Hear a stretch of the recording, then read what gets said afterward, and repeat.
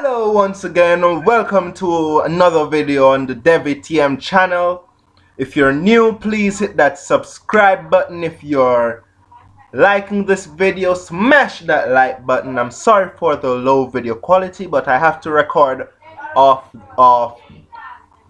my HP laptop until the camera reaches here, and so let's head it off. Alright guys, in my hand I have the iPhone 5s. Now, is this phone useful in 2018? If you're, again, people, if you're just gonna call and text and FaceTime and such, it's fine. This works like a charm. The iPhone 3GS, which is around the back, works perfectly fine if that's all you're gonna do. Of course, it doesn't support FaceTime though or so, but this guy does. This bad boy. Let's see, it's working. You see right there? I mean, like, wow. Okay, so yeah, it works perfectly fine as a device. It has Touch ID, which is good. So for those of you interested in Touch ID and not Face ID, this is a good substitute. Is it the best substitute? Probably not. But if you're just looking for a phone to purchase and use in 2018 and you're on a very tight budget, then this is the way to go. If you're a university or a high school student going back to school and so you want a device to bring, this is the one to go with. Why? One, this right here is updatable to iOS 12. In fact, I have an update request on it for me to update to 12.1. However, there is no reason for me to update to 12.1 because 12 already made it faster. 12.01 had nothing much for the iPhone 5s, and the newer update 12.1 only gives you more emojis. So if you want more emojis, update it. In terms of camera, this camera is a beast. It's a living beast. And when I mean beast, I mean this camera is great. It works magic, people. It works magic. Now, you won't be able to test the camera quality because of the poor camera quality that I'm using there. But oh, even with the poor camera quality that I'm using, you can see how clear the iPhone 5s really is. And the thing is, as long as you don't zoom in low light, the picture will be perfect. If it's in night and it's dark, like where the phone recognizes it needs to use the flash, don't worry, the picture will look pristine. I might have a link in the description below at some point, or maybe another video showing you the camera quality of this device. However, if you're gonna look at gaming, bear in mind that this does not have 2 GB of RAM like its SE counterpart, and as such, there are certain games you cannot play, certain things you can't do.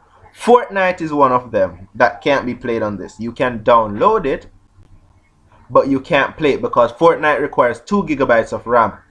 PUBG on the other hand, Dream League, FIFA, Sims Free Play, you name it, Asphalt 8, Asphalt 9, FIFA, if I didn't say that already, every single other thing that doesn't require 2 GB of RAM can be downloaded, can be installed, and can be played. PUBG on the other hand will depend upon your internet speed. Slow internet speed, expect lags. Fast internet speed, expect the game to run smoothly. When you just download PUBG, you will see it tell you that they have automatically set it to low graphics. Do not change that. I'm not saying it will not run it and will not run it smoothly. Leave it on the low because that way it guarantees that even if your connection speed drops, you will still be able to play the game comfortably. Otherwise, storage. In my hand right here is a 16 GB model. I've been using it from a couple months back and it's pretty good, especially with the fact that you have the optimizability for your storage thing where it doesn't save the original high def picture. It just take it, upload it to iCloud, and give you a low res one until you are ready for it. You click on that picture, it downloads it back from the cloud, and you have it to use. It's good because it saves storage, but if you're gonna be getting a 16 gigabyte model, which you can get, I got this one for $83 or something close to that, and that was earlier this year. Black Friday is coming up, you can get it for even less. If you want a nice small phone, you like small phones, this one is a far better deal than the SE, unless you want more power. So if you're on a budget, you want very tight budget, you're going back to school or such, you just want a phone, you want an Apple device for that right there, the logo, and of course all your friends have Apple, so you want iMessage and FaceTime and whatsoever, this right here is the way to go. Don't get the 6 unless you want a bigger screen. The 6 looks good, it does look good, especially the black one, the space gray, yeah, space gray, but otherwise this one's very good, very, very good. It's fast, it's efficient. The only issue you will have if you're getting a used one, which most likely you will be, is battery life. Now, I'm not sure if you can see this, but the phone itself moves without lagging or anything on basic tasks. On intensive games, on here I have March of Empires, Chess, PUBG, Worldscapes, 8-Ball, Pool, Word Connect, and Hungry Shark World. Those are games. If I'm playing Empires and I switch to Chess, nothing wrong. If I'm playing Empires, Chess, Wordscapes, Word Connect, switching between them, nothing wrong.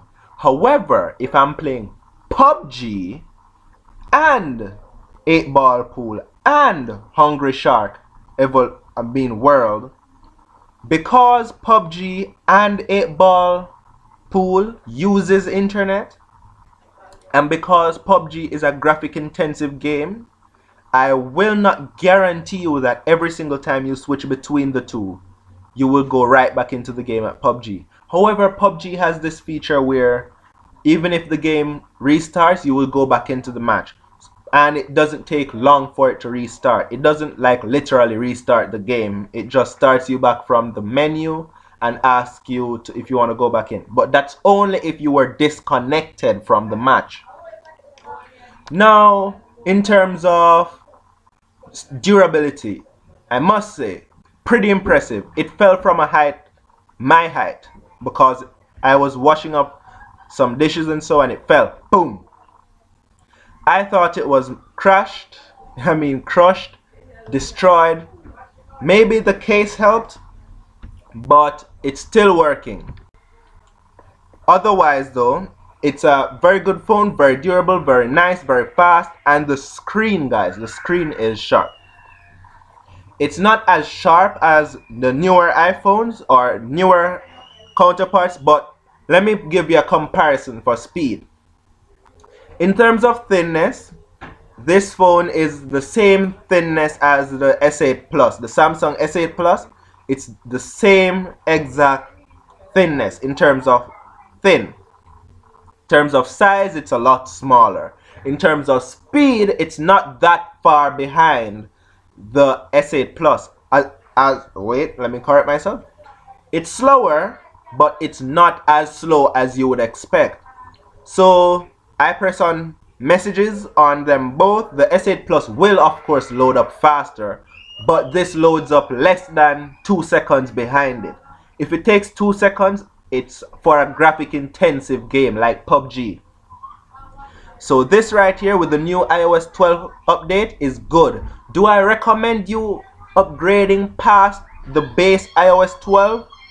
Yeah, upgrade to 12.0.1 because I mean, it doesn't do nothing bad against the phone. Do I recommend upgrading to 12.1? Perhaps not, because that's a waste of storage. But should you buy this phone in 2018? Of course, unless you're on a budget. If you're not on the budget though, I would recommend you get at least a 6S for certain features like wireless Hey Siri without having to plug in the charger, among with other cool features like 3D touch, a bigger screen, a better camera, a faster phone.